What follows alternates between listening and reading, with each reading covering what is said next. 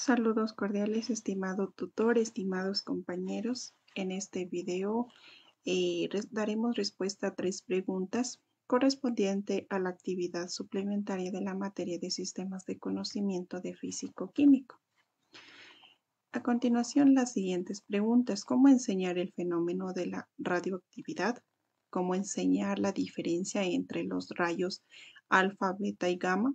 ¿Cómo enseñar la radiación ambiental? Y cómo enseñar las unidades de medida de la radiación. Entonces, vemos aquí el fenómeno de la radioactividad y es importante mencionar esto a los estudiantes, ¿no? Que el núcleo de los átomos está compuesto por neutrones y protones. Y luego están los electrones que orbitan sobre su alrededor, como podemos observar aquí en la imagen.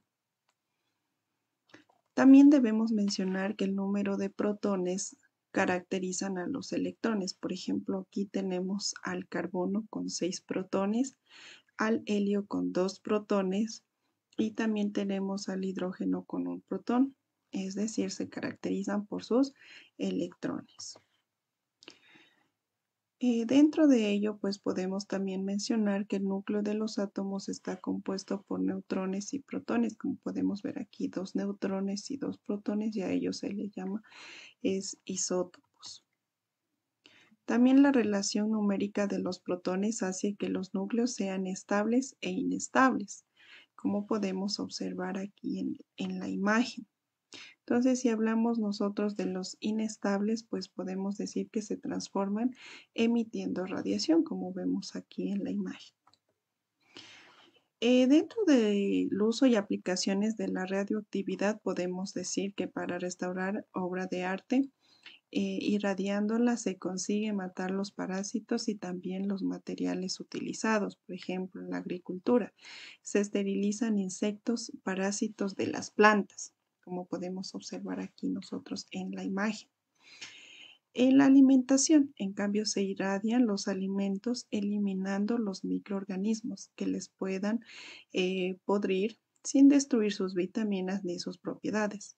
Y también es muy importante el uso en la medicina, ¿no? Para detectar y curar algunas enfermedades como el cáncer de tiroides, pues es una de las enfermedades que mejor se curan aplicando los isótopos radioactivos del yodo.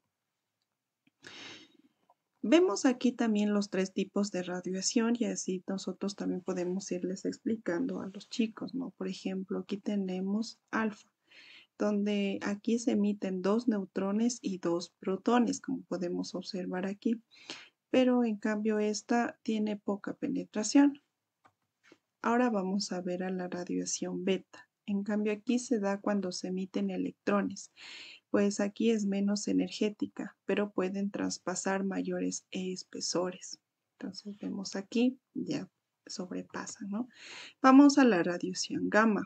En cambio, en esta está hecha por ondas electromagnéticas, como podemos observar aquí, y es la más penetrante de las 3. Miren, observemos en la imagen.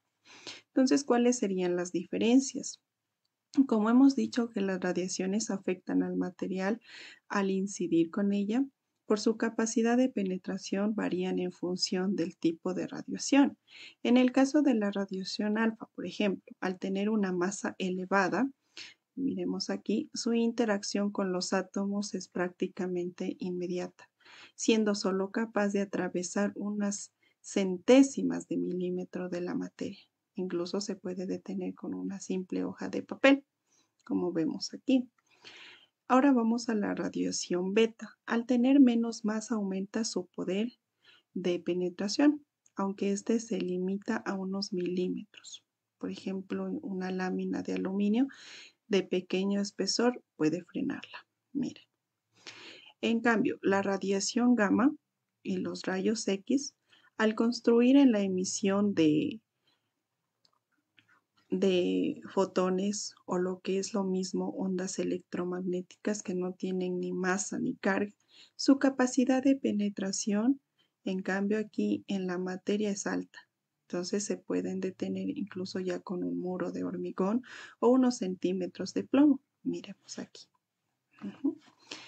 Ahora vamos a ver la radiación ambiental. Entonces es importante también explicar esto a los estudiantes, ¿no? Entonces podemos mencionarles que el mundo es radioactivo. Desde que se formó la Tierra presenta en su entorno materiales radioactivos, por ejemplo, como las rocas, los suelos, el agua, la atmósfera.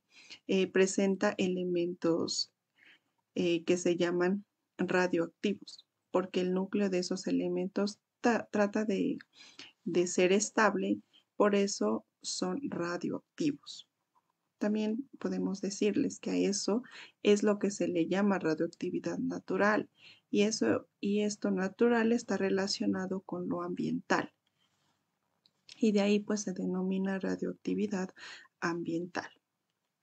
Entonces, pero en este medio ambiente encontramos radioníquidos que son producidos por el hombre. A partir de a mediados del siglo XX, por ejemplo, el ser humano empezó a experimentar contracciones nucleares, a partir de las cuales se crearon nuevos radioníquidos artificiales. Entonces, esos son los que se generan, por ejemplo, en las centrales nucleares, por ejemplo, es muy usado, por ejemplo, en los hospitales para las radioterapias de patología cancerígenas. Entonces, por ello hay que evitar que de alguna manera u otra lleguen al medio ambiente. Y también, por ejemplo, en radioactividad ambiental, pues se basa en medir, ¿no?, esos radioníquidos naturales y artificiales y en estudiar el cómo se contribuyen a lo largo de los diferentes compartimientos ambientales, por ejemplo, el agua, el suelo, la atmósfera, entre otros.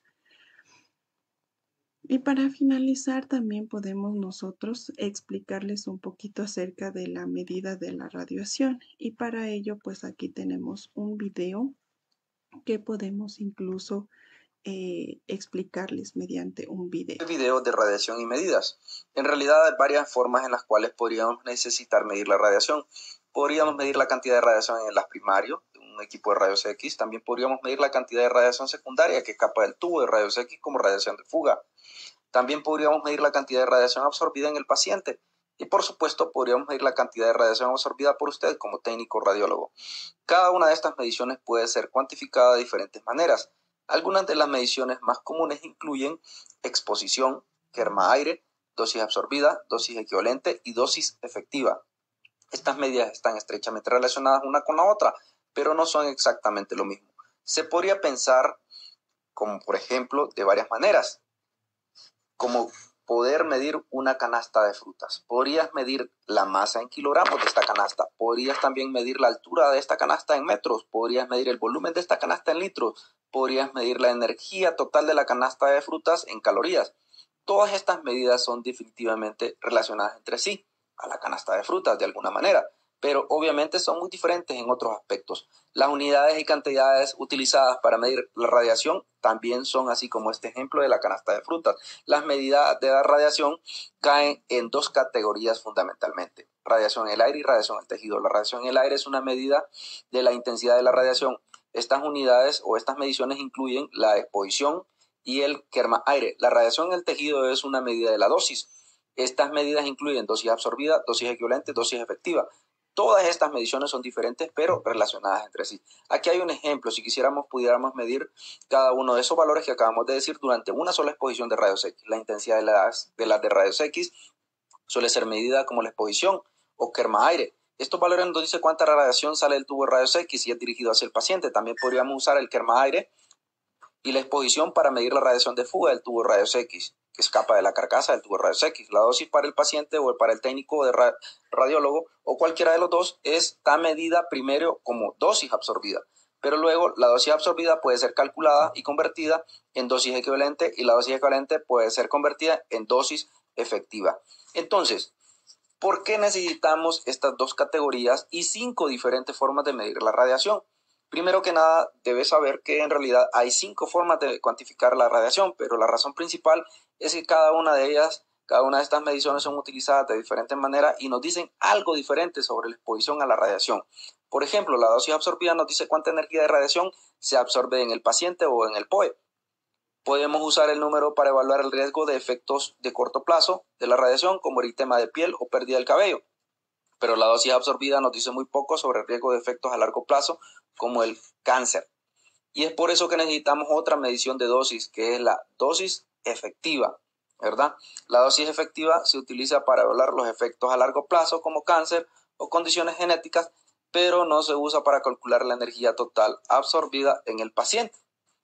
Eso es la dosis efectiva. Y podemos usarlo también, esta dosis efectiva, para predecir efectos a corto plazo, como el eritema de piel o pérdida del cabello. Eso no lo podemos hacer, no podemos utilizar, es decir, esta medida para cuantificar esos efectos a corto plazo, como el eritema de piel o pérdida del cabello. Entonces, aunque estas mediciones de dosis podrían usarse de diferentes maneras, también están relacionadas de alguna manera. Por ejemplo, si aumentamos los MA, esto va a aumentar la intensidad de las rayos X, lo que entonces aumentará la exposición, así como también aumentará el kerma aire, y esto va a resultar en un aumento en la dosis absorbida, en la dosis equivalente y en la dosis efectiva. Lo mismo es cierto para el KBP. Si aumenta el KBP, esto va a aumentar la intensidad de las rayos X, esto va a resultar en un incremento medible en la exposición en el kerma aire, y si todo esto aumenta, también va a aumentar la dosis absorbida en la persona, así como su dosis equivalente y la dosis efectiva. También podríamos cambiar la distancia.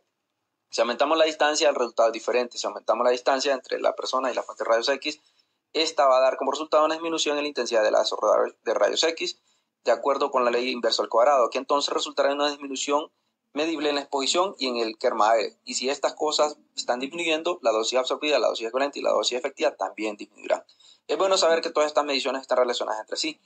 Aquí hay una pregunta y tú debes de responder cuáles de las siguientes mediciones de radiación son comúnmente utilizadas para evaluar la intensidad de un haz de rayos X en el aire. Ahí están las 5 opciones, tú tienes que elegir varias de ellas. Bueno, de esta manera podemos incluso explicar, ¿no?, con la ayuda de videos interactivos como estos, explicar acerca de las medidas de la radiación. Por límites de tiempo, pues muchísimas gracias.